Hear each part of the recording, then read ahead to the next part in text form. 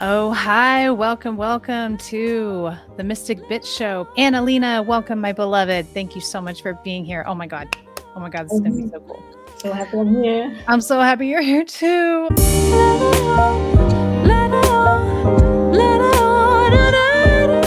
My name is Ingrid H. Turner. I am a psychic medium, psychic development teacher, and I am here to work with freaks, geeks, and weirdos, creatives, misfits, healers, all of that kind of thing. If you feel out of place in the world, I'm your girl because I'm here to help you forge that new pathway that you are here to form. Today, I'm interviewing the fabulous and amazing, just mind-blowingly awesome ANALENA Fuchs. She is one of the incredible Mystic Bitches in my roster that I am slowly bringing forth onto the Mystic Bitch Show so that you can not only get my magic and my gifts, which are killer, but we can expand on that with these incredible, I call them mystics in the wild.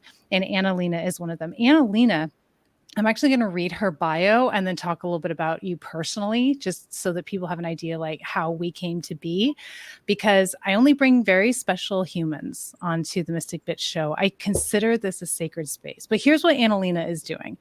ANALENA is a human design mentor for conscious introvert leaders who are ready to experience more ease, flow, and prosperity in their lives.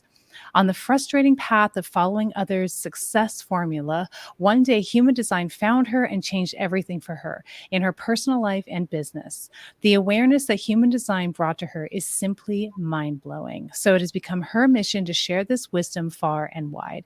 She is a co-founder of the Aligned Living Academy, where conscious leaders get certified as human design coaches, and she is also the host of the Art of Slowing Down podcast, which is gaining popularity in the spiritual and entrepreneurial circles. And I just bet it is. So, can everybody give ANALENA a warm welcome? Big claps and love for this beautiful woman. Let me just gush about you a little bit, ANALENA, before I let you talk, okay? I just have to get this out. So, I first came across ANALENA, where I've come across so many of you, on Facebook. And as a human design generator, I was just learning how to tap into my sacral yes, trying to figure out what that felt like. And we're going to talk more about this on this, about human design and the types on this program. We're going to learn about it with ANALENA a little bit here. But I saw some post you said offering one-on-one sessions, and my whole body went, ooh. And I was like, I think that's what a sacral yes feels like. So I booked a session and I was right on. It was my sacral yes. And I had this great session with you. And I felt like I got to go so much more deep and into like some of the intricacies of my human design chart. And I'd been kind of chasing information on Google. And I came to you and you had this really just calm, deliberate, intuitive, present way of delivering me to me. And so I was really impressed with you. And we bopped around on Facebook for a little while and kept in touch. And then I made my way in my travels. I made my way to Savannah, Georgia. And next thing I know, I've got a ping from ANALENA. I'm like, I'm going to be in Savannah. Do you want to meet up? That's a fuck yes. I want to meet up. And I swear, when we got together, I mean, ANALENA and I spent hours just talking and connecting, and the energy was palpable and potent and pregnant with creativity. It was really, really cool. And then she had me on her podcast, which is the Art of Slowing Down, and we talked about my travels and human design and all that. And then she sent an email out not too long ago talking about her Aligned Living Human Design certification course, and my belly did that thing again.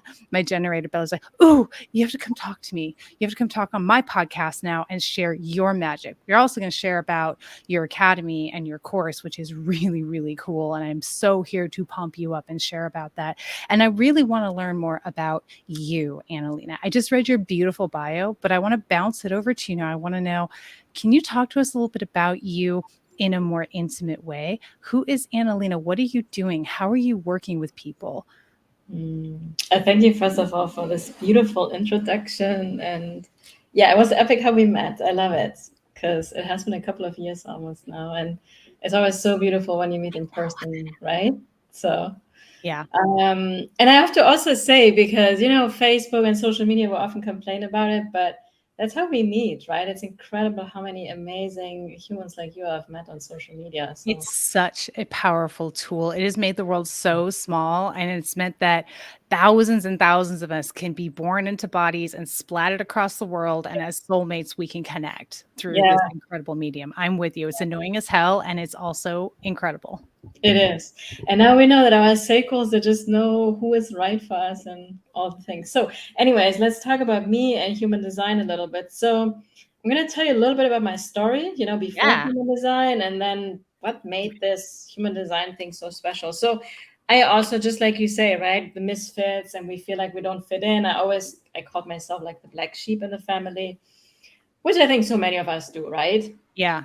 And even like being in school and in college, even though I always had the awesome grades and stuff, but I just felt like I don't belong here. I want something totally different. And this is just not my path. But I didn't know exactly what my path was either, right? So I was more like unfulfilled in life, right? There was something always missing. I was always looking for like, what is that thing that some people have figured out, right? This thing Yeah. about happiness, and I learned like, oh, it's not the money, it's not getting married, it's not having this thing, it's not living in beautiful South Florida in the most incredible neighborhood, like those things that we think make us happy, right? I really learned that's not it. Even becoming a mom, as it's the most incredible thing that it is, but it's not that this is what brings you happiness, right? It enriches your life in so many ways or forms, but it also breaks you open, right? Especially to your wounds and conditioning and stuff. So as I was in corporate for many years, because I got divorced at some point, and then I got a corporate job, and I had already worked before in corporate. I was doing not human design. What were you I doing? almost was gonna say, because I was doing human resources, so Oh, doing some so human. close, but so Yeah, far. exactly. And one of the things, and then I moved into payroll because I wanted to do both, but the company grew, so I had to pick one thing, and I kind of felt weird. But I had this thing that I noticed, that people always came to me and they talked to me, and I loved it, and they shared their deepest secrets with me. Like, and I didn't know anything about human design at the time, right? Yeah. So just as a nugget of wisdom, I'm going to go back to that in a little bit. So then at some point, through some things in my personal life, I got into coaching. And first it was about health coaching. I was like, well, I grew up in Germany. That's where I'm from, no? In case you wonder where my accent is from. Yeah. So, and it was really easy to me to just help people like how to make healthy lifestyle decisions, and how the food you eat here in America is all crappy, and what real food really is. And that was just like common sense to me. So, but then, I'm moving fast. I'm a manifesting generator. Which we're going to describe what Yeah, that is in a minute. yeah, about that too. Some of you may know already, but Yeah. Real in quick, essence, pause. I'm going to pause you. Who knows their human design type? If you do, put it in the comments. Let us know, because it'll help give us some fodder for a little bit later. Okay. yeah. Also, if Unpause. you guys are totally new to human design, never heard about it, like give us some tips. That would be I helpful. will put a link up here where you can go get your human design chart for free while you're listening to this, so we can talk about it later. But yeah, sorry. Go ahead, Annalena. Tell us more. Okay. Yeah. So, anyways, I was diving into coaching, right? And I got really excited about it, and I got certified, and I told everybody about it. Even my boss at the time, I told her like, yeah, I got certified, and I gave him my business card. And so, anyway, so I think, that go okay for you? yeah, I mean, In the States? I 'Cause mean, I got fired 10 months later. oh, nothing to do with being like, "Boss, I'm a human design coach now. I don't really wanna be here." Yeah. No, at the time it wasn't even human design. It was just coaching in Oh, general. sorry, Right? coaching. I got my coaching certification, Yeah, right? yeah. So, but I wanted to leave, and I told the universe I'm gonna quit my job, but I was still like, kind of stuck to the security, so to say, Sure. of the paycheck, right? But then the universe made it happen for me. I was scared as shit, to be honest, in the beginning. Yeah, Um, like we are. yeah, but then, in the coaching, I learned more. I got more certified, different modalities, and then there was life coaching, and I was business coaching. I did a lot of the inner shadow work, especially like emotional release work and stuff. So I Yeah. become really good at that, especially for myself. It was so helpful. So then one beautiful day, after I was so freaking frustrated and I was almost thinking like, I don't know if this is going to work out for me, being an entrepreneur and being a coach, because I followed so many people's, oh, this is the success plan kind of strategy. And I really burnt myself a lot with money. Like I overinvested money that I didn't have, put it on credit cards. And it got really to a point where I was like, oh, Done it. yeah, right. Yep. Oh, we in trouble now.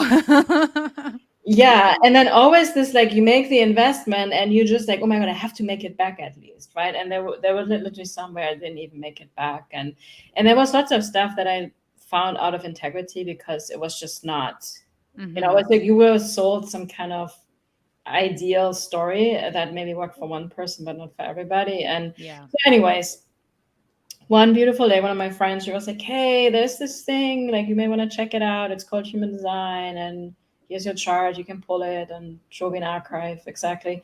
And I looked at it and I was like, oof, these numbers. And I love math, right? I have always been in love. Are you? Oh my God. Math. Yeah. So, and I first had no idea what it means, but it was so different. It was so intriguing. And what I love the most is that I only had to put in my date of birth and the time I was born. I didn't have to fill out 100 questions like, oh, if you're in situation ABC, how are you going to react on a scale of 1 to 10? I'm like, I don't know. So these other personality tests that I've taken before, they're just usually, I mean, it was nice to know, but I didn't find them really helpful. And I found them very annoying because I had to answer so many questions. And I knew based on my mood or the day, I would answer them totally different tomorrow, you know? So right. That is the problem with personality tests. Although I've always like really enjoyed like thinking of it, like talking about myself with the personality. So I was like, let me contemplate this. But yeah, I definitely see what you mean. yeah. So, and of course we're fluid, right? We change all the time. But Totally. so anyways, with human design, it was this thing with me that there was something different about it where my whole body, my being was just so lit up. And I was like, oh my God, I have to go deeper. And it was like, it was literally calling me. Like somebody's knocking on your door and doesn't stop knocking. Like it was so strong. And I very, very quickly picked it up.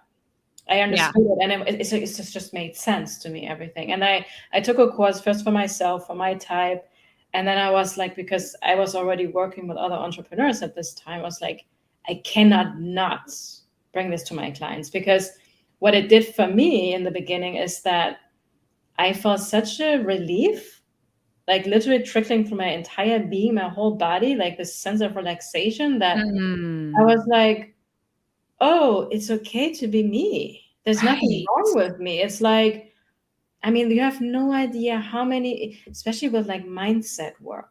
Totally. And the beliefs we should have, how we should act and be in the world, and all the, I mean, it's great, right? We have a lot of books and modalities, but if you follow everybody's advice, you're running around like a crazy chicken. Oh my God, it's so true. Wasn't it a game changer to take it out of your head and into your body? Yeah, exactly. So simple.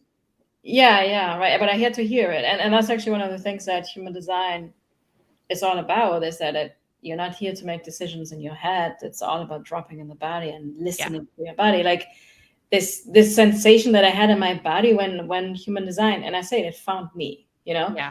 I wasn't really looking for it at the time. I knew for a while there's still something missing, but I kind of let it go and like, you know? And then one day it showed up. It knocked on the door. So yeah.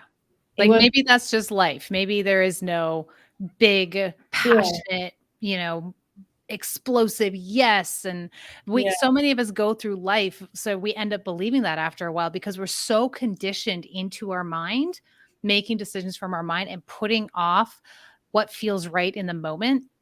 The way I say it's like we're so conditioned to give our power away to an authority.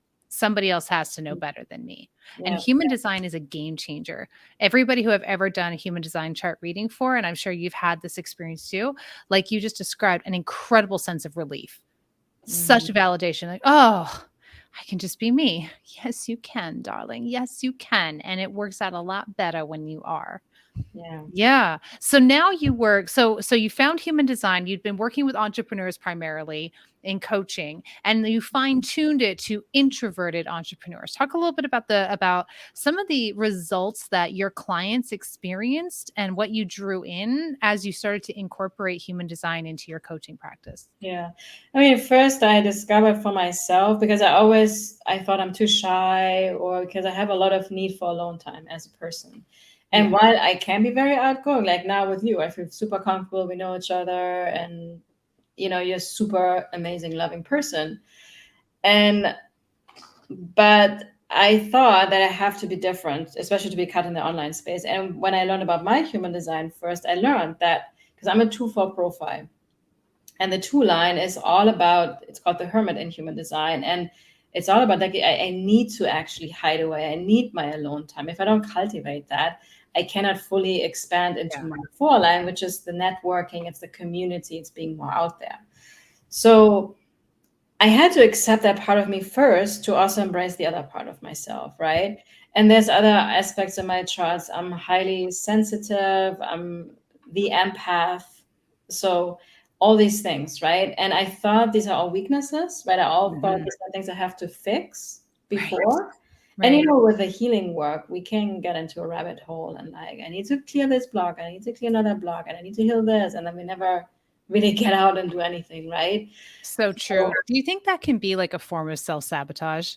absolutely. Yeah, I think so too. Because it's like, and let's think about it. If you say, I have a blog, I mean, yeah, you create that blog and you believe you have a blog, but you can say, like, I'm perfect as I am. And even Yeah. though I have stuff to heal, I can, I may be a hot mess, but I'm a sexy hot mess. yeah, or I can be $1 just because I want to. It doesn't matter if I have any blocks. But I think oftentimes the coaching space conditions us to think we have these blocks, so I don't know, they can sell their products. I don't know, sorry, but just Well, I mean, I don't even know that it's necessarily a conscious manipulation. I think that's just like the sort of the dogma of the coaching industry. It's yeah, like you have a problem, you have a block, and here's my way out of it. yeah, yeah. So I have found it always a little bit disempowering, and I agree with you. It's not done consciously oftentimes, but there was something that was more like I felt holding me back. Now with human design, it was all of a sudden like,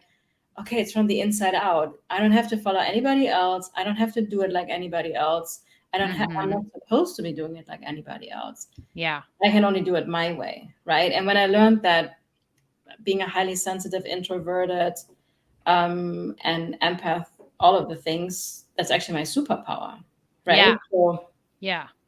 that was a game changer. And then, of course, I mean, I didn't really look for it, but the people that I naturally attracted, they would identify with those things as well, right? Because Mhm. we usually kind of attract who we Did are. did you find when you started honoring your human design type that you started attracting different kinds of people to work with, like more aligned people to work Oh with? yeah, totally. Because I finally gave myself permission to be myself. Yeah. And I had also, and I still have it now with human design. I can just talk and talk and talk and talk. I have a spark Yeah. in my eyes, and I'm like, everybody needs to know about this. Everybody, I agree with you. Everybody needs to know about it. So Yeah. for me, human design, I mean, I've been having a love affair with human design, but I understand it as more of a like a stream for me than the primary like passion that I'm bringing out. But I do feel passionate about it, especially right now.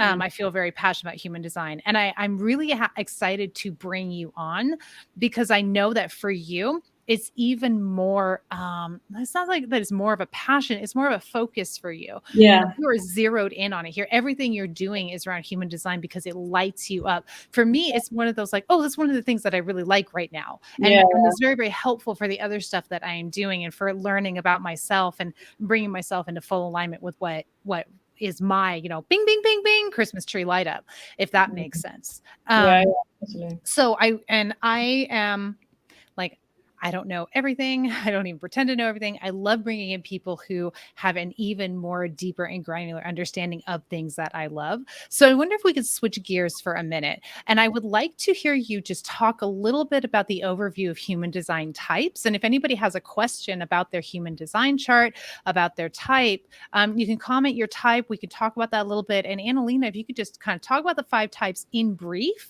So if somebody's brand new to it, they have a little bit of a sense of themselves. Yeah, perfect. Yeah, so human design, so let's start with the basics, because so human design is in a way like a personality kind of tool, but the beauty is you need to just have your date of birth, right, and the time you're born. You want to have the exact time you were born. That is important. Mm-hmm. And then when you put it in, you get this beautiful chart out, which you're probably going to think like this looks like kind of Chinese or something like that. So, side note, the first time I looked at my human design chart years before I actually aligned with it, I noped right on out of there because I took one look at that. I was like, that's a mess. Yeah. No, and it also, just so you know, like human design, I want to say this actually before we dive into the 5 types, it's not something you can force yourself into. No. Your body will know if you're ready for it. And that's some of the things that I have learned with human design, because I got so excited about it in the beginning. I wanted everybody to know, my family. If people are not open to it, it's not going to do anything for them, seriously. So focus on yourself. I really recommend that. And then the people that are ready for it, they'll come to you. They're going to ask you, like, what are you doing differently? Like, what have you learned about yourself that I don't know about, Yeah. So, yeah. So then one of the beautiful things with human design is that it incorporates many different other modalities that most of you probably know, like Western and Eastern astrology, the Chinese I Ching, which goes back thousands and thousands of years, is like literally ancient wisdom, which explains all how the universe works. Then the Judaic Kabbalah, the Hindu chakra system, quantum physics, so astrology. I mean, it's like, and I love this so much because when I was growing up, I always had an issue also with religion, because there was this like, it's this one way and no other way. And I always was like, this can't be. I was like, always like against it. And human design kind of made this like, it's everything, and everything is valid within this big context. There's no contradictions. It's not black or white. It's not like this is right and this is wrong.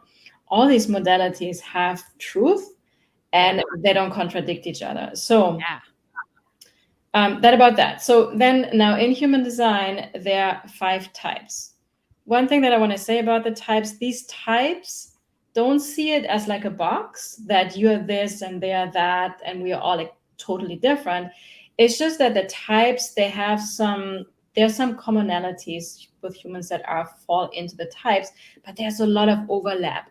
So some of the stuff that I may talk about another type may also resonate with that, because in essence, you're totally unique. Right.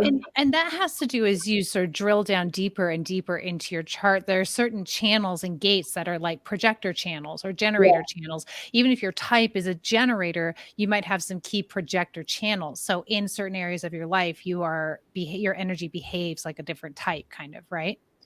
Yeah, exactly. Like, and you want to, in the beginning with human design, it is important to focus on the basics of the types, and that's something I will talk in a minute about, because there's something that we call strategy and authority. That is something you want to focus on in the beginning for a while, just to learn that. And then there will be a point where you go deeper into the finer nuances of the chart. And I think Gail was asking if it's different than a birth chart. It is different. I think you're talking about an astrology birth chart, I imagine. It does look very different, but they do relate to each other. So they don't contradict each other. And real quick, folks, if you're curious about your human design chart, if you don't have it already or know it already, the link on the screen, the Get Your Human Design Chart, go to jovianarchive.com/get_your_chart, and you can generate your chart for free. So you can kind of follow along with what Annalena is talking about. Yeah, if you know your types, so that would be helpful. So what are the types? We have the generator, we have the manifesting generator, we have the projector, we have the manifestor, and we have the reflector. And I myself, I'm a Mani-Gen or manifesting generator. Ingrid is a generator. And the generator types, which are the generators and the Mani-Gens together, they make up about 70% of the population. Then we have projectors around 20%, manifestors 9 to 10, and reflectors are only like 1% or even less of the population, so super unique. So for the generator types, we have, when it comes to our strategy, it's called way to respond. So what this means is that we're not here to make stuff happen. Right. In a way that, let's say you have an idea, and how many ideas do we have all day long? A lot, right? So we are not here to jump on all the ideas that we have. What we are meant to be doing is that you may have a lot of ideas. I always recommend all the generator types to write them down. So this applies not because they're good ideas. Yeah, they're awesome, but maybe 99% of the ideas you have, you don't even have to do anything with it because you're just taking it on from elsewhere and then just flowing through your existence, right? Or your consciousness. So the way it works for a generator type is that the way to respond basically means that you're supposed to wait for something to show up in your external world, outside of you, not in your head, not in your mind, right? It's not like, again, you're not supposed to jump on, like, let's say one day you get super excited to start a new course, and then you just do it, and then it doesn't work, and you get all frustrated, right? So generator types, does that resonate with you? Leave a comment, because I tell you, when I heard that, when I started learning about this as a generator, I was like, oh, that explains so much. I was one of those people with a million great ideas. Like, so many of my ideas should have like maybe $1 million. And I would run in and I'd initiate and I'd try and make it happen. And I'd fall on my face every time. Super, super frustrating. The trick is not to do that. Yeah. Continue. So what are we supposed to do instead? Now, I want to tell you, it requires one thing, patience, which is not easy for us. Especially, we have to understand we are so conditioned in this society, right? Because we have been learned, what? Just go do it. Make it happen, especially in the self-development space, right? It's this like, take action, do it. All the motivational speakers is this like, go get it done mentality, right? So let's say you want to create a course, and I'm sharing the story now from the Human Design certification. We have a Human Design certification at the Aligned Living Academy. I had this idea a while ago, right? Yeah.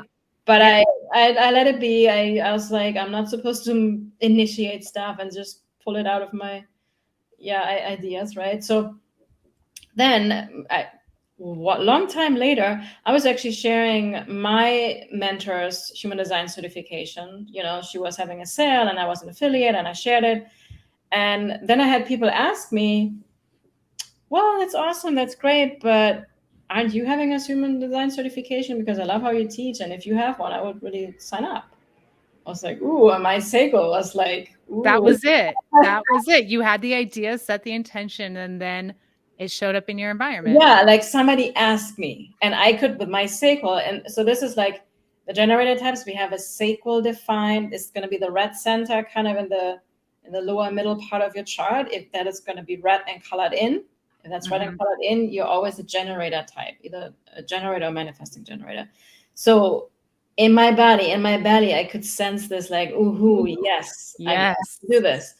Of course, my mind was like, who are you to do this? I mean, you need to be more qualified. You need to do 20 years of research or whatever, right? Like, I was always like, but when you do this with this way to respond, it's from the external. I mean, literally magic happens. And in our case, I mean, we launched the business. We have a beautiful certification right now. It's changing people's lives and making impact globally. You know, I couldn't have planned this in my head. I surrendered into the way to respond, right? So it's almost like, as a generator type, you're here to flirt with the universe. I mean, from the moment that you wake up, even like what you want to eat, this is light up your belly. Yeah. So folks, this is a generator chart that I just put on the screen. It's actually my generator chart. This circle, the square down at the bottom there, if that is colored in your chart, you're either a generator or a manifesting generator. If you're a generator or a manifesting generator, leave a comment. Let us know you're here. There should be a lot of us because we're 70% of the population. Yeah, this is you, exactly. Oops. So, okay, so this is for the generator types. And this way to respond, it may sound simple, but it's freaking hard for most people. Again, what I said earlier, right? We have been so conditioned to just make things happen, to follow what other people tell us. You have to follow these 3 steps, or this is how you should do it. And then you go do it, you get all exhausted and tired and frustrated. And then the next day you have somebody else tell you, no, you have to take these 5 steps because that was for me, right?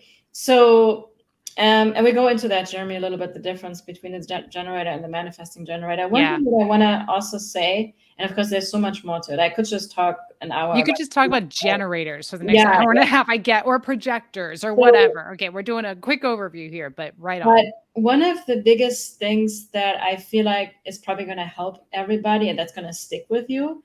So this defined sequel that you just showed, right, for the generators.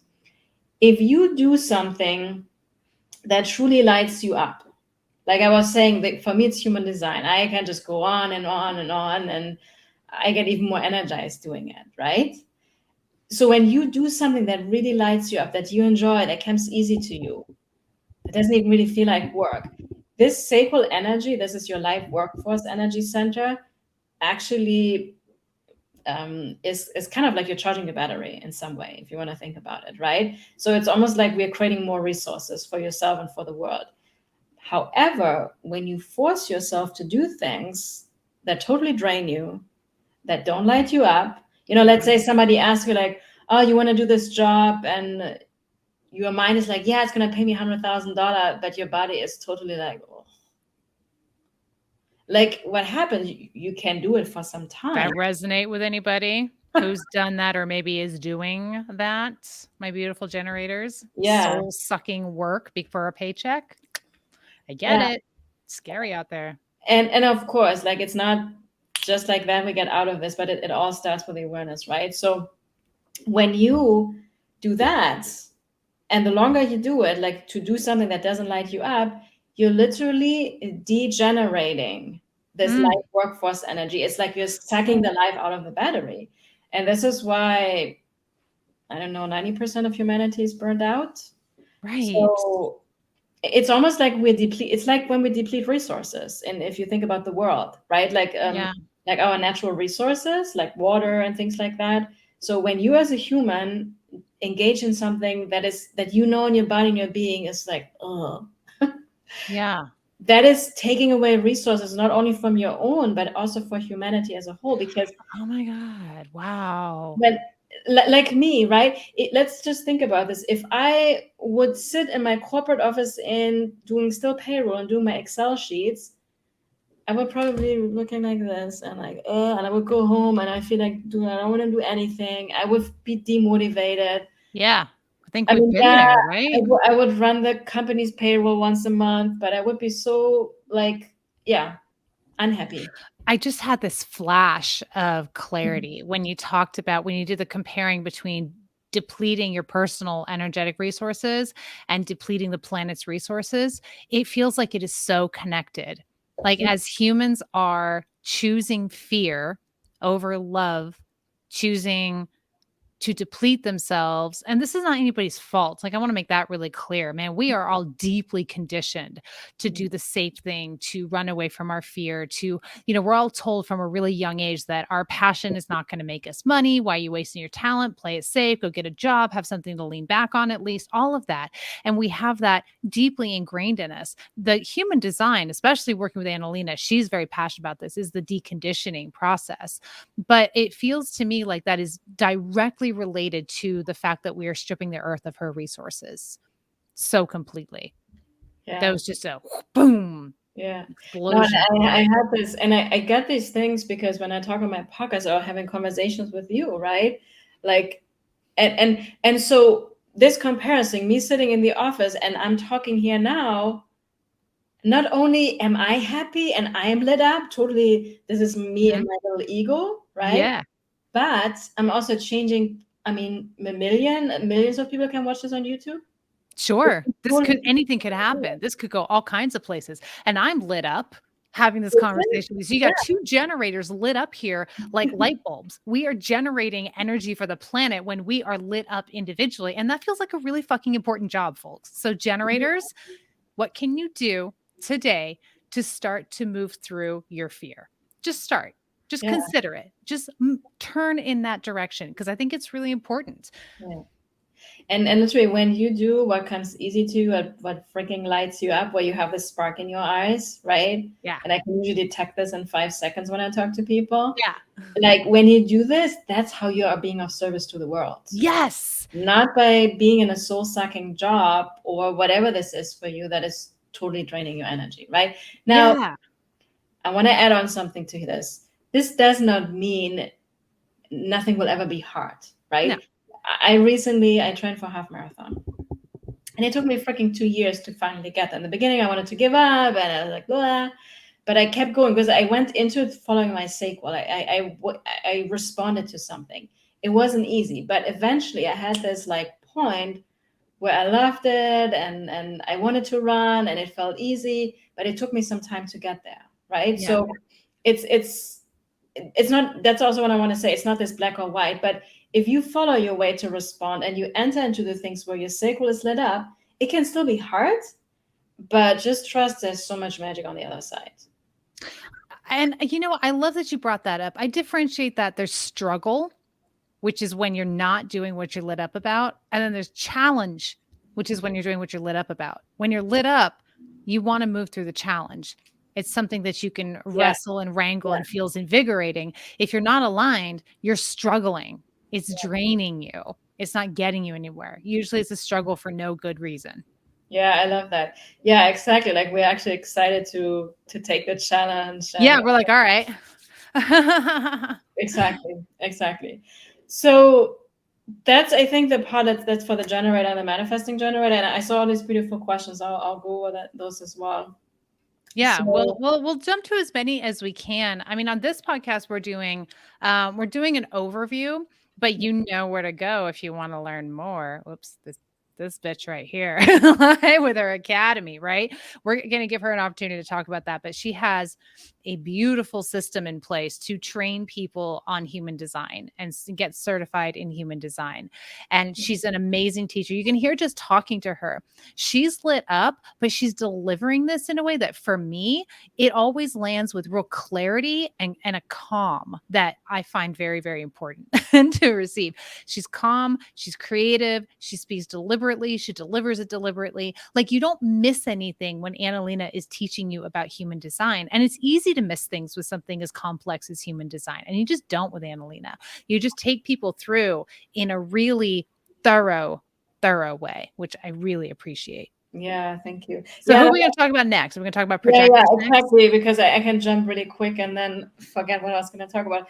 So we talked about the generator type. So the manifesting generator is a little bit different than the generator.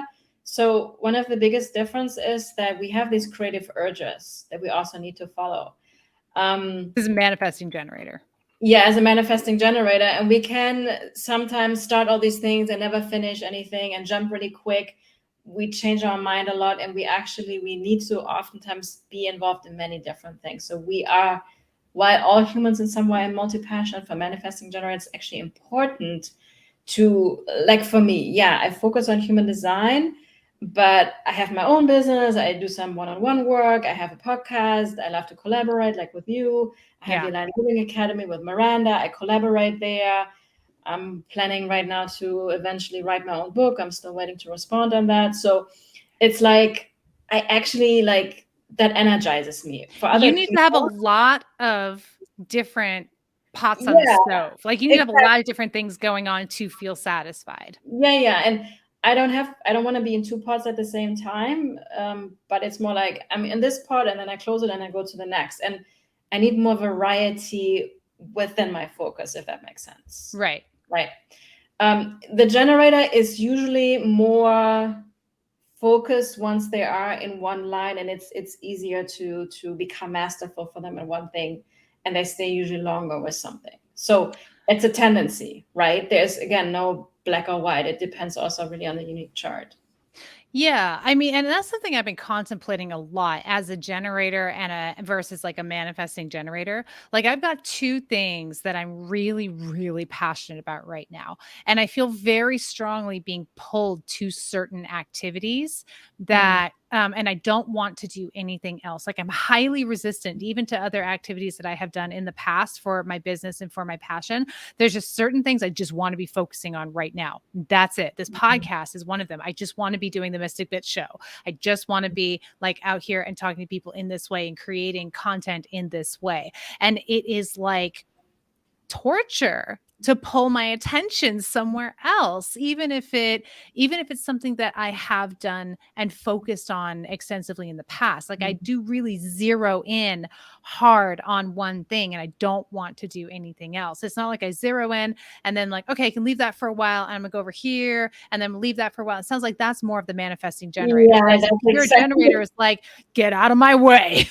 Like, Yeah, exactly. And it's also, this is something you learn through your own experience and also then with talking to other people, just like we are talking right now, right? We're learning about each other. But yeah, for me, it's sometimes I can jump from one thing to another super quick and then sometimes never get back to it or go back to it years later. So yeah. we skip steps a lot, and sometimes we have to go redo some stuff, but we actually designed to find shortcuts. We're not You move necessarily. so fast. Yeah. Manifesting generator. Anybody who's got a manifesting generator in your life, they have an ungodly amount of energy and they move so freaking fast. Generators, pure generators, depending on some things I think in their chart, they tend to be more sort of measured in their pace and their energy level, I find. Yeah. But also we can also get burned out, right? I still need a lot of rest. So especially because I'm so fast, sometimes I can forget about everything else. And then okay, and also the Manigen, when we have the sacral response to something, we still want to kind of feel into it because we can have a tendency to change our mind. A generator is more like you respond and you're in. A Manigen, you respond, we kind of have to feel it out first. And we may like, oh, that's not. Or then I've seen that in my manifesting generator friends where they will like be wishy-washy about something. And I'm like, yeah, you said yes. And they're like, well, I'm like, what are we doing? But that Definitely generators are more boom. Yeah. Sorry. Go ahead. The floor is yours. No, but that one thing is so healing for me as a manager, and for example, because of course we judge ourselves, right? And oftentimes we force ourselves to just stick with something because we responded with a sacral yes, and then exactly or the self-doubt kicks in or whatever. Yeah. But you gotta confidently own that. And now I have learned this. I'm just like, I'm more cautious with how I say it. Like, I'm not sure yet. Give me another week. I need to try it out. Yeah. We need kind of trial periods and things like that too. Interesting. Yeah. So I don't feel that as much as a pure generator type. But where I get caught up is like, is that a yes? And I need to just have more confidence in myself. It's like, oh nope, if it's is that a yes? It's a no. If it's a question, if it's a yes, it's a no. And that's challenging because of the conditioning of the mind. But I see the differentiation there. That's really cool. Real quick, before we move on to projectors, we're going to talk about projectors in a moment. Manigens and generators who are watching, are you resonating with this? Is it helping you to understand yourself a little better, even just skimming the surface of generator and manifesting generator types, or does it bring up more questions? And if it does, what are they? Leave a comment and let us know how this is impacting you, what this is bringing up for you. Okay, let's talk about projectors.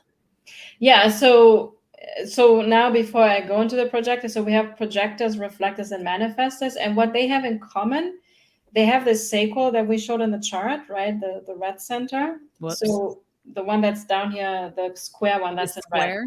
So if you're a projector, a reflector, or manifestor, this will always be white. So it's no color in the square, folks. If you are a projector, manifestor, got it. And what this means is that this sacral life workforce energy, you experience this differently in greater variability. So you don't have consistent access to it like the generator types. even though they also need rest, right? The way that you experience the sacral energy is like you can take it on from the generator types all around you, which are probably everywhere, right? Right, because there's 70% of us. We are world domination here. So quickly, who's a projector? Who's on here? Who's a projector? Leave a comment. Let us know you're here. We had a couple actually right in the beginning. Yeah, let's see if they're still here. Who's a projector? We're talking to you. If you have questions about your type, so we go. So as a projector, which also now applies to the manifest and the reflector, you amplify at times the sacral energy. So you have these spurts of energy where like sometimes you have one day and in 5 hours you're so lit up by something, you can get something done so fast, where we generator types are like, how did he or she just do that? Like super freaking efficient and fast, right? But then what happens is that at some point, and your body will tell you, it's almost like a balloon pops. Oh, that you feel like, and you may feel like you want to push through because it can become a little bit addictive because you are so productive and we want to get things done, and we want to, like, oh, if I can keep this up, but you cannot maintain that level of like sacral life force energy that you have amplified for some time. And then what happens is it's almost like the generator types are more like this, very steady. I mean, they need their rest daily, they need to sleep, but it's more in like a consistent, like a sinus curve kind of. For the undefined sacral, which is the projector, manifest, and reflector, the sacral energy is kind of like this. It goes up really high, and then it stays here. And I need to rest more. And then we have another amplification, right? So it's like the 9 to 5, Monday through Friday kind of thing. It's just doesn't work at all for those. Right. I think also for the generator types, we have become sick and tired of it because it doesn't allow for the creativity and the urges and passion, right? So, and your natural circadian rhythms too. Yeah. But if you're a projector, what is so important is that you allow yourself to take these longer periods, times of rest, right? And also you may have a need sometimes to get away from all this sacral energy and get out in nature, which again is good for all humans. Mm-hmm. It's also sometimes in a relationship, as a projector, you may actually want to sometimes sleep alone if your partner is a sacral being, because even when you kind of sleep, this energy still keeps kind of buzzing, and it's important for you kind of to discharge the energy. I have a legitimate question about that. If you are a non-sacral being, projector, manifestor, or reflector, and I have heard feedback from many non-sacral beings who are like, I love to sleep alone, but like I can't. Like that's not going to be good for my relationship. Maybe what do you I mean, is there another way or an alternative way they can discharge that energy without as you might be experiences abandoning your partner at night? No, I always it can be a touchy subject. So if you have the chance to get out in nature during the day, take your socks off, get on Mother Earth, get grounded, because that's also, and you can visualize releasing the energies, some energy healing modalities, right? To just clean your energy, taking a good shower, and just what about going to bed earlier than maybe your generator partner and taking some time to unwind and decompress? Yeah, I mean, that's a component anyways. As a projector type, you are designed to go to bed before you're super tired. Because if you go to bed when you're super tired, you won't be able to really usually not sleep well. For a projector, it's usually best if they go to bed like an hour before they usually kind of fall asleep, right? And then they have much better rest. So the pure generator, like you do your best, like you work and you have a really long day, and then you go to bed when you're like a second before you close your eyes, kind of thing, right? Now the manigens, because they have the manifestors, some a little bit in there as well, they also do best if we go to bed a little bit before and still do a little bit of work while we are in bed to kind of wind down as well. So there are a little bit of differences. But for the relationship, I always do encourage, if you really have this craving to sometimes sleep alone, it's a matter of how you communicate it, right? Yeah. Like, it's not about blaming anybody, but if you have a partner that's also open to it, and if they can see how it can actually benefit the relationship, because when you feel more rested and more recharged and more energetically sane in some way, it will also have a good influence on the partnership. So I do invite you to have a loving conversation about it, where it comes from a place of like, hey, I learned this about myself. How can we make this happen to actually even for the good for both of us? Mm-hmm. You know, it's not about pointing fingers and like, oh, your sacral energy is sucking the life out of me. That's not right. That's not what's happening, you guys. We can't help it. Okay. Yeah. So, and then the other thing, yeah, like things like getting out in nature, you have to have some alone time. Mm-hmm. Look, this is important for all humans, but especially as a projector, you really got to be very, very picky with your energy and what you say yes to, right? Because yeah, talk about this wait for the invitation strategy with projectors, and how is that different from wait to respond? yeah, I did an awesome podcast episode about that with a projector. Oh, okay. Summarize it, and then we can tell people where to go find that podcast if you're a projector. So it was, yeah, her name is Daniela Nahas. It was on my podcast. I don't know what episode it was, but okay. So for the projector, the strategy and authority, so that's like how you're supposed to make big decisions in life. And projectors honestly are the most complex. The projectors can have, I think, 6 different authorities. So you can be a mental projector, emotional projector, splenic projector, and a couple of other ones, ego projector, so self-projected projector. So I cannot go into those details right now. No. But the big thing is that you will see when you pull your chart, it will say wait for recognition or wait for an invitation, and you're going to be like, what? So what does that mean, and what do I do in the meantime? Yes, so this is really important. This is only for the really big things in life, like a totally new like career direction, a new partnership, a relocation where you're gonna live, like big things in life, right? Yeah. So for those kind of things, you also, when I kind of like I talked about the generator type, it's about waiting. So don't take action upon ideas. If you have this idea, oh, I should move to Hawaii, and then you're gonna call the realtor and make it happen. That would be like trying to make it happen. So as a projector, as you have to cultivate, you need to rest and really take care of your unique energy needs, right? You want to make sure that you show to the world what you're up to, what you're doing. You're not supposed to hide. So the wait for invitation does not mean you have to hide and wait in that sense. You live your daily life, really take good care of yourself, shine. Did you? Okay. So it looks like my internet is being a little bit funky. Sorry about that. Okay. I think it seems a little better now. Yeah, perfect. So as you do that, you show the world what you're up to. Like you don't have to wait to share people about that you are a coach. Let's say you're a coach or a healer or whatever you're doing. You gotta show and talk to people about it, right? But when it comes to the big stuff, like maybe it's launching a company or starting this whole big new project and things like that. So as you share who you are and take good care of yourself, not like totally hiding away, people will start to recognize you. But for that to happen, you need to recognize yourself first. That is one of the biggest things for projectors, that they actually need to recognize themselves for how amazing and beautiful and precious they are.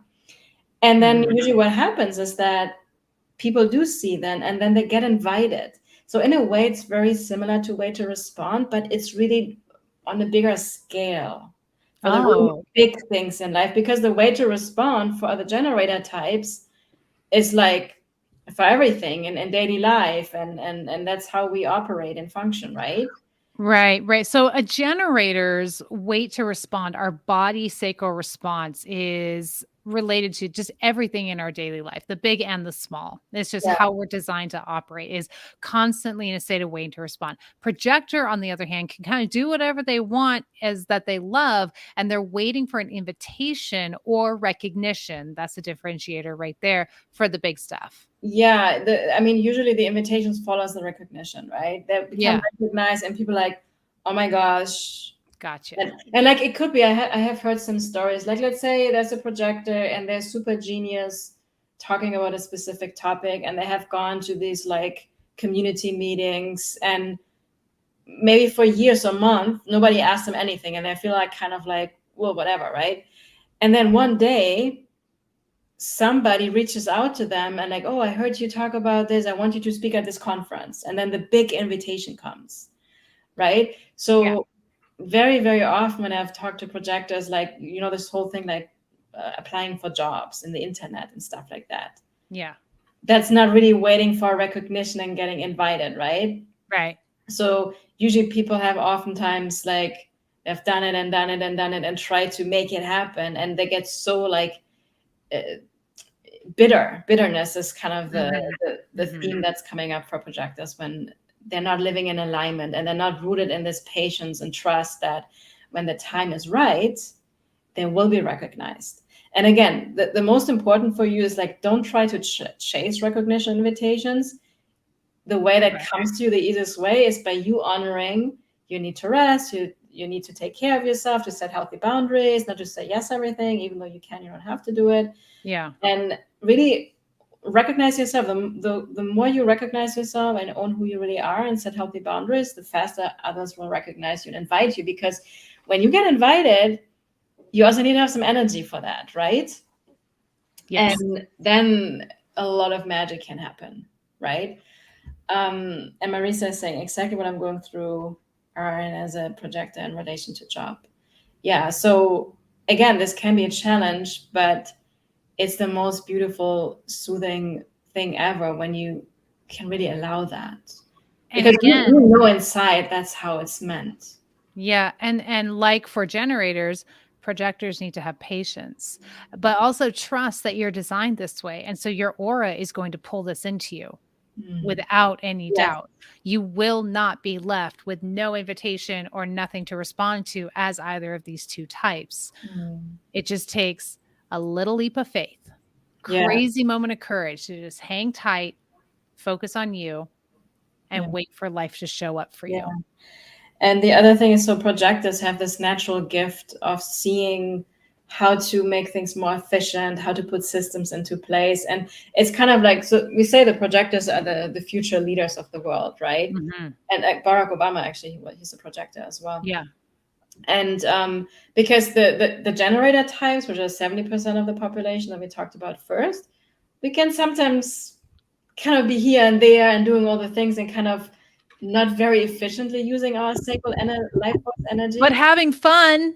Yeah, exactly. So the projectors are very, very good at helping the generator types to actually be more efficient for the collective, for the betterment for all of us, right?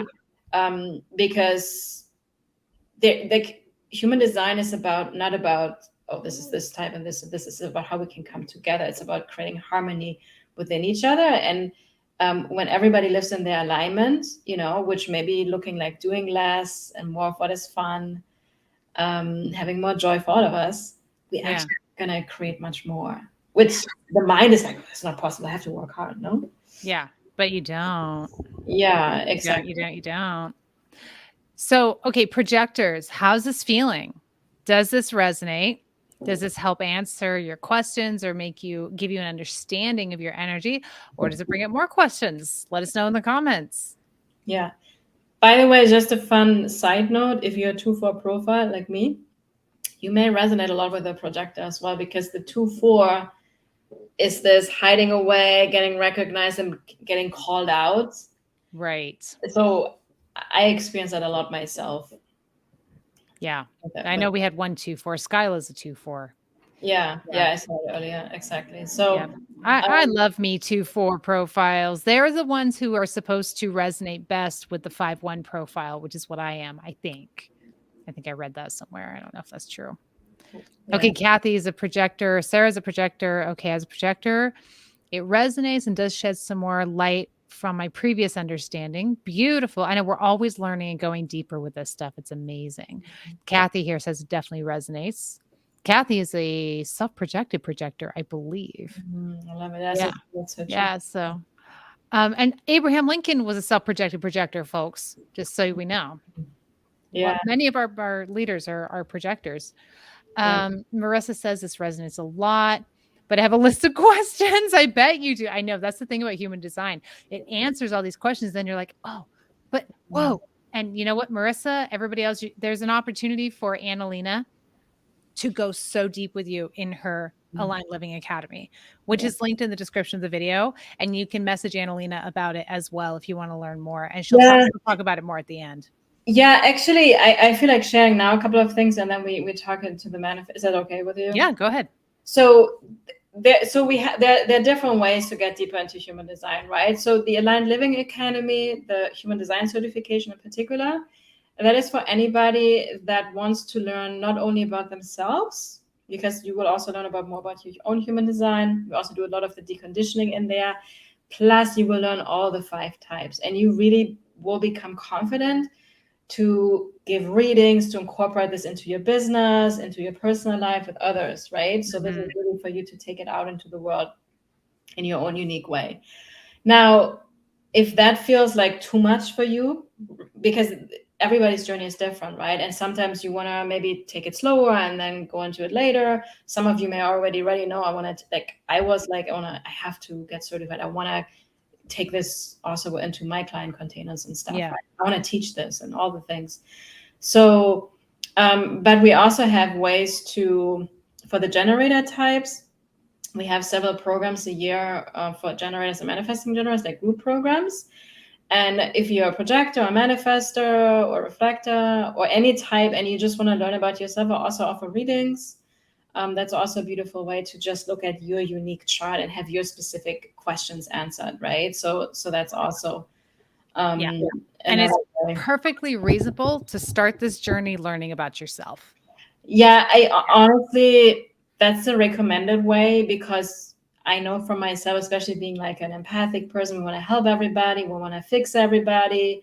And I see this a lot, that people they get into human design and they forget about themselves. And if you don't embody your own human design, it's not going to actually do much, right? Yeah. The more you actually... It's so easy to get heady with this stuff. And I love what you said at the beginning was like, this is not a box. Don't put yourself in a box. Yeah. This actually transcends the box. But if you get very heady and mental about human design or any other modality, it puts you in a box. It puts everyone around you in a box. Yeah. But if we can use it as a way to understand our unique energetic signature and work through our own boxes, our own limiting boxes, like use it to bust out of those boxes, it's really powerful. Yeah, it really is. And this is something... be aware of that, because there's a lot of, and it's not, again, done in a wrong or bad way or anything, right? But there's a lot of human design teachings or content out there, which is very boxy. It's like, oh, you're a reflector, you should do this. You're a manifestor, you should do this. You're a projector.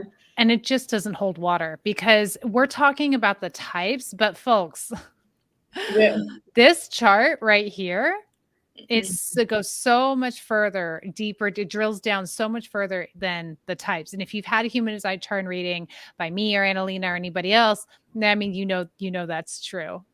Yeah, exactly. And think about it, we are 8 billion people on planet Earth, and every single one of us has a completely unique design.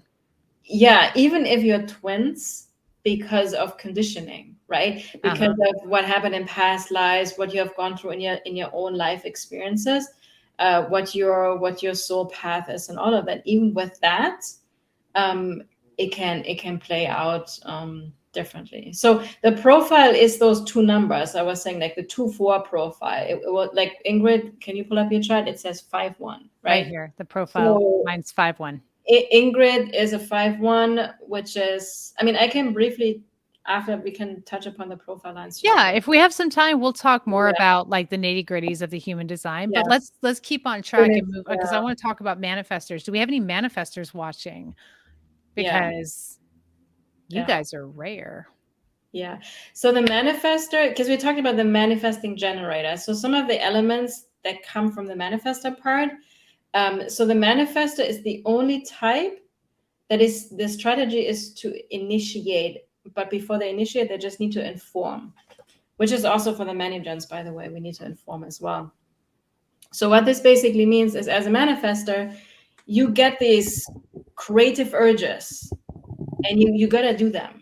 And you don't know if it's going to work out or not. It's a very experimental energy. You're not, and you're supposed to get things started. You're like the firecrackers to get things started. Yeah. You're not supposed to finish everything. That's why we need each other, right? Because a manifestor may come in, they have this creative spark to get something going and started, no idea how it's going to work and how it's going to go. And then eventually they're going to attract some generator types and projectors to get it organized and get it done. To take and it home. Then I move on to the next. As a generator, there are few things more yummy than a lit up manifester. Because they are just popping with energy and ideas and initiating energy. That's really, really fun. Yeah. Now, and even though, right, they have an undefined sacral, they need that longer period times of rest as well. And they need to learn that they don't have to do it all themselves. They don't have to finish everything that they start, right? Right. And the thing is, though, if you have emotional authority as a manifestor, when you have this initiating spark to do something, especially if it's for bigger things in life, you want to make sure that you never, and this is actually for most humans, like we never want to make a big decision when emotions are super excited and amplified, right?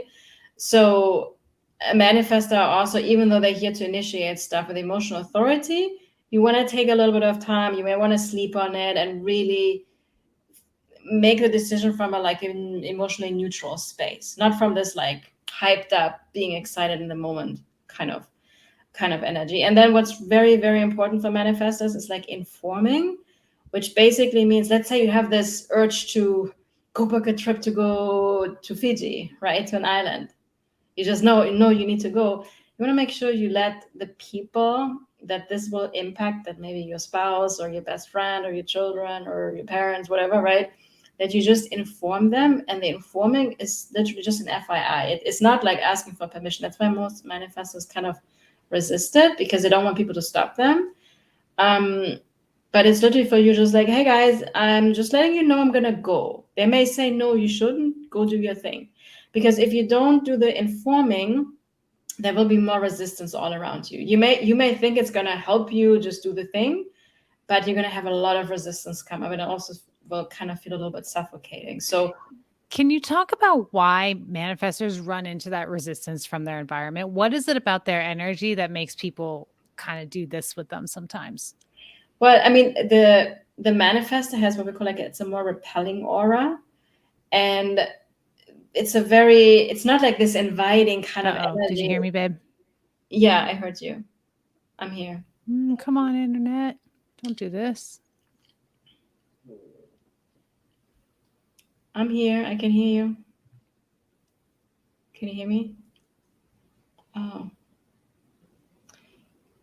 Are you back?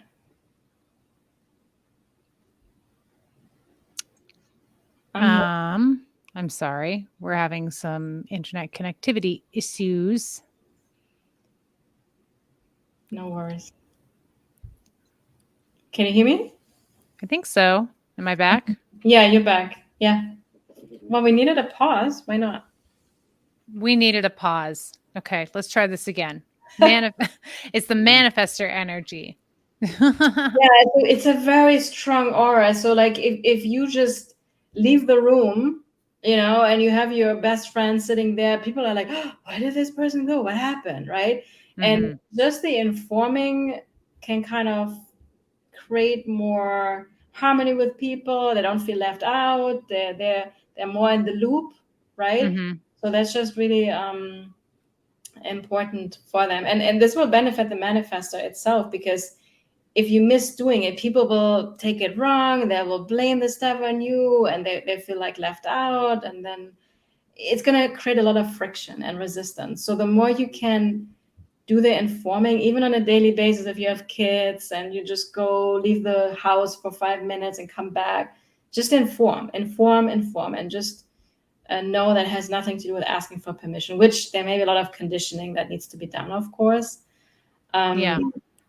Yeah, and then of course working on the conditioning of the undefined sacral, that you allow yourself to have rest and not just push through, because otherwise you can get burned out, pretty quickly. So Yeah. Manifestors, from what I've observed, being a manifester type, everybody who's not a manifester wants to be a manifester because we're like, oh, I just want to do shit. I just want to do what I want, make it happen, not have to wait around. I don't want to have patience. But everybody who I know who's a manifester, and I think I find this is particularly true for women manifestors. It's very challenging to have this like potent kind of like pow energy that a manifestor has and need to like inform. Because it's not in our conditioning tells us like that we shouldn't behave like that. We need to all kind of fall in line, and manifestors are not here to fall in line. They're here to initiate, to blaze new trails. Yeah. No, and also, did we catch that? Yeah, we caught it. So it was good. Yeah. Your video is a little like, but you're there. No, and I also have to say, like, not every manifester is like an Aries kind of energy, right? That's kind of probably the sign of what you said. I also know very highly sensitive, super calm manifestors, empathic, and all the stuff, right? I think sometimes we just think that the manifester is the like, I don't know, the elephant in the room and just like loud and all that. It's not like that. No. While we can also, of course, experience it. I have more experience with the pure many-gens, actually. Because they have that sacral energy to the throat. And it can be challenging because as a manifestor, you only know if something works once you try it out. So the creative urge that comes through you, and that's kind of where the connection is with the manifesting generator, why we change our mind. We have to try it out, and then we're like, oh, not really what I want. It's so interesting you say that. My partner is a manifester, and I will I'm one of those people, like so many of us, I have all these new ideas and I just kind of cogitate and I talk about them, knowing that I'm not going to do anything with them until my body responds, but I want to talk about it. And my partner is always saying, try it out. Just give it a try. And I'm like, no, I don't want to do that. And he's like, could you give it a try? And understanding that now more deeply about manifestors helps me understand that as a manifestor type, that's what he's designed to do, is give it a try, give it a try, give it a try. Yeah, but my sacral response is like, oh, I don't know. And I go, am I just afraid? But I think it's the different types, the different response. Yeah, the manifest energy is like a 3-line. It's the right. Interesting. Yeah. Which also applies to the many-gens. That's why the many-gens can be so freaking messy and all over the place. We love it. We love the many-gen mess. Yes, we do. Yeah. So manifestors who are listening, tell us if this resonates with you, if this answers your questions, or if it brings up more questions. What does it do for you? And while we have time, I want to talk about reflectors too. If we have any I have a few reflectors in my sphere. If any of you are here, let me know. Or let us know, leave a comment. Yeah. This is only like 1.5% of the population, right? Yeah, it's like a little bit less than 1%. So if you're a reflector, the way that your human design chart will look like is all the centers, the 9 centers, are all going to be white, or we call them undefined. So you are literally like a barometer for the world, because you're reflecting everything back. All the undefined centers is like you're reflecting this energy back to the world. So kids are usually like highly sensitive, that they're being reflectors. They really have to be in an environment that feels good. So if you have a reflector child and they don't feel right in their school, probably would take them out and find a school where they feel right, and they need to have good, healthy environment around them is super important. It's super crucial for reflectors, because just like when I talked about the projectors, they take on so much energy, right? The reflectors, they take on a lot as well, and so they need to get out in nature. So they probably feel super connected the more they can be out in nature and more away from everything, right? Now, folks, just so you know, reflector types have no definition, no color in their chart. They're wide open. Yeah, I mean, they have these lines, but the centers that we have, they're all going to be white. And they're also highly impacted by the moon. They're also called lunar beings. And for reflectors, and look, there's books about reflectors. There are people that specialize in it. There's so much more to it. Like we can't like go into all the depth of this, but they are really in sync with the moon. And this is why their strategy and authority is called it's called wait a lunar cycle, wait 28, 29 days to make a decision. Now, this does not mean that a reflector has to wait a month to make any kind of decision, because that's not practical, right? But for Yeah. the bigger things in life, things that are new for a reflector, they need a lunar cycle or several lunar cycles to really feel into the energy if that's good and aligned for them. And I have a friend of mine that when I learned about human design, she also started to look into them. That her partner she learned was, I think she's a generator type, and he was a reflector. And then she was like, oh my gosh, I always used to like complain why it would take him a freaking month to make a decision. And then all of a sudden she had this compassion and she learned that's how it's meant to be living life. That's aligned for this person, right? And sometimes, a reflector. That's funny. Yeah. And sometimes you can also, as a reflector, already go through the lunar cycle before you make the decision, because maybe you envision something and you know from your heart. I had a conversation with a reflector, like she manifested like a house or something, and she had felt into it for years already. And then when they found the house, she didn't need a second to decide. So Right. it's also, again, on my podcast, I have a couple of reflector interviews there as well. Like, you always learn the most when you actually talk to a reflector. It's so beautiful.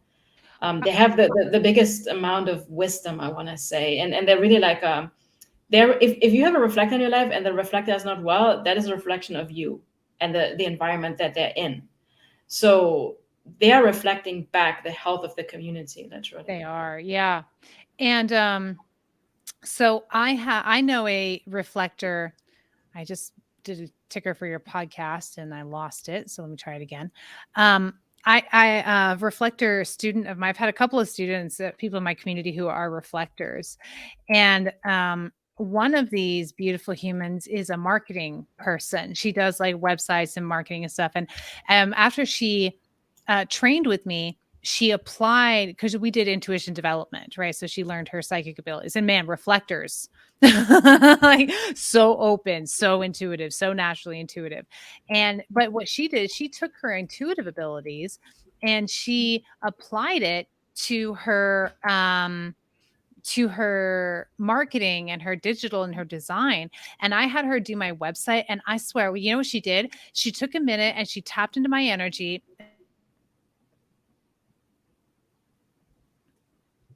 Nope, we went down there. She felt my energy. She tapped in and she built a website for me without any input from me. And then she sent me the link. She goes, okay, here's a comp of your website. And at first I was like, well, you didn't get, you don't know what I want. And I opened it up and my entire being just went, whoa. I mean, she absolutely tapped into my energy and created a digital product that mirrored me so completely. And she has done that for all the people who I have referred her to. Her name was Heather Foster. And if anybody needs a marketing person, she's a reflector and she's trained in psychic and intuition. And she will just create you in the digital space because she's a reflector. She just absorbs it and reflects it right back to you. Yeah. No, and people actually may feel really uncomfortable around a reflector because you see yourself reflected back, and sometimes you may not like it also, right? So it's a beautiful gift that we have, because we don't see ourselves, right? Or yes. But that's such a cool story. I love that. Yeah. And if you're not doing good, yeah. But if you're more in your authentic self and in integrity, then being around a reflector is a gorgeous experience. Mm-hmm. Yeah. Because they're reflecting that back to you. So reflectors are great, or sometimes challenging. Yeah, that's the name of your podcast, right? The Art of Slowing Down to Quantum Leap. Yeah. Okay. So this is a really great podcast. How many downloads does it have? It's gotten really popular, hasn't it? About 30,000 now. About 30,000 downloads. You just started it, what, a year ago? Yeah, a year ago, yeah. Mm-hmm. Your podcast is just exploded. Anyway, so you talk about human design, you interview all different types and talk about how it incorporates into their life. If you want to learn human design, go binge ANALENA'S podcast and all the people that she interviews. There's nothing like learning hands-on. And this is a way that ANALENA provides for us to do that. And this is on all the major podcasting platforms. So yeah, you yeah, and iTunes and everything. Yeah, and what I say is like human design can be very overwhelming. So if you're new to human design, you probably right now your head is like, yeah. How are you all feeling after hearing this? Is this like, is it something you feel like you're able to keep up with? Is it illuminating for you, or does it just kind of make your head feel even more full? And like, where does it make you want to go with human design and your own chart and your own journey with human design? Or does it make you kind of want to nope right on out of there? Either way is okay. But we're curious to see how this is feeling. Okay, we are hitting the 1.5 hour mark, and I think we're both probably getting kind of tired, but because even when you're excited, you're like, okay, and even generators run out of steam. ANALENA, can you take a minute and talk about the human design certification course that and your partner who you're working with at this academy? Tell us a little bit about that, because that's a really big deal. Yeah, so we founded the Aligned Living Academy about a year ago. Miranda's also a 2/4 manifesting generator like me, and we already met years and years ago through our coaching journey. And we are both, the way we teach human design is very similar. I mean, very unique at the same time, but like we don't put people into boxes. We teach it very expanding in a very practical way. And we have created this human design certification because like I can only give so many readings. I can only be on so many other people's podcasts. I'm just one, right? And we both believe that this can really change the world, especially the business world. I mean, it can change everything. Parenting, it's actually meant for children, ultimately, human design. So there's so many ways how human design can be used. I mean, it's for relationships, for parenting, for your health also, for how we do business, for prosperity, for abundance. I mean, literally, like, it's endless ways and forms how you can use human design. And so if any one of you feels really called to become more of an expert with human design, where you're not only going to learn about yourself, but you also want to bring it into your business, then we have the Aligned Living Human Design certification. And right now we have the current cohort starts. So we already opened it, and the last day to sign up. Yeah, I'm talking. I took over for you, so all good. I'm back. Yeah, so we have right now, we don't have it open all the time. We kind of do closed groups 3 times a year. And right now, the last day to join us is February the 15th, because on the 16th is our first live call. And you're going to have access to a private community. We do a lot of the deconditioning as well. You really learn how to do readings. You're going to learn about all the types. And our students are they're super quickly confident to teach, I mean, to give readings and use it in their own business or in whatever way or form they want to bring it into the world. And apparently the way we teach is like nothing is out there, like super. I mean, we have the prettiest slides and graphics. We're all about aesthetics. Yeah, exactly. I always learn best with visuals, because just like now, it's so much information. Like human design can be so overwhelming. Yeah. But the way we share it is really in a way that is not only going to change your life, but also the life of other people. Because we have to bring this to people in a practical way. I mean, there's so much information. Information is not going to create transformation. No. It's through actually taking it and sharing what really matters and showing how to actually embody it and live it and use it in your own life in a practical way, right? Yeah. Esther Hicks, who channels Abraham Hicks, says words don't teach. Yeah. Words don't teach. So I'm really happy that you're doing this. And I have linked to ANALENA'S Academy and her human design certification course. In full transparency, this is an affiliate link. But if you know me, you followed me around, you know I don't promote people who I don't believe in. I don't even bring people in my podcast who I don't believe in, who I don't know, because it's a sacred space. So if you're wanting to learn human design in a really concrete, grounded, transformative way, then learn it through ANALENA and her partner and their Aligned Living Academy. Go check it out. You can also get a one-on-one session, right? You're doing readings.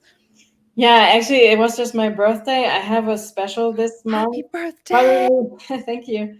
Yeah, I'm offering right now a reading for 33% off. So it's only 222 instead of 333. Yes. Okay. That's a really good deal. If you've shopped around human design readings, they're expensive because of all of the knowledge and the hours it takes to like prepare for this. So 222 on your website. That is fantastic. ANALENA'S.com. Yeah, you should get that reading from her while she's got that special running. That's really, really good. Anything else you want to share? Yeah, I can actually, I don't even know if I have it on my website, to be honest. But I'm just gonna share the link with you. So Okay.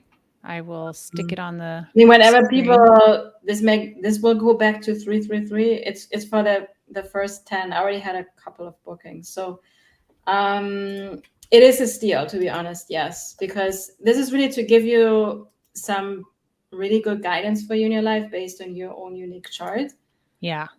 Because it's, yeah, you can be, like we talked about, you can be a projector, but there's so many differences and nuances being a projector that, it's reading is a beautiful first start, so you don't get overwhelmed, because there's a lot of stuff about human design, and many people get into the rabbit hole and then you're stuck in your head. And the thing about human design is actually to get out of your head and in your body, so you can really trust yourself with that. So this is kind of a challenging link to put on the screen. It's not clickable. So I think what we should do probably is, if you want to get that special from ANALENA, send her a private message. Go find her on Facebook or go to her website and send her her contact information. Your contact information.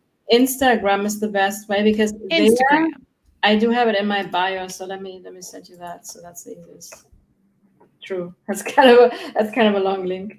Yeah. So here's her Instagram, which will be a little easier to. Yeah. And on there is also, tons of information about the types, about the gates, and you can binge on that for a little while. Yeah, oh my gosh, she's got so much. So go find her on Instagram. That's her main platform. Mm-hmm. She's also on Facebook. She's on the major players, I think. And yeah, go get it, folks. And if you book a reading with her, let her know you came from here so that she can track that. And then same thing with the certification course. Yes. All right. Beautiful, my love. Okay. Does that feel complete? Yes. I had a blast. Thank you, everybody, for listening. Yes. Thank you for jumping on, for your questions. ANALENA, thank you so much for taking out this time in the evening. You're 3 hours ahead of me, so it's late. So I really appreciate it. And I love you dearly. And I can't wait to see what's next. Yeah. Thank you so much for having me. Thank you, everybody. All right, my love. Bye.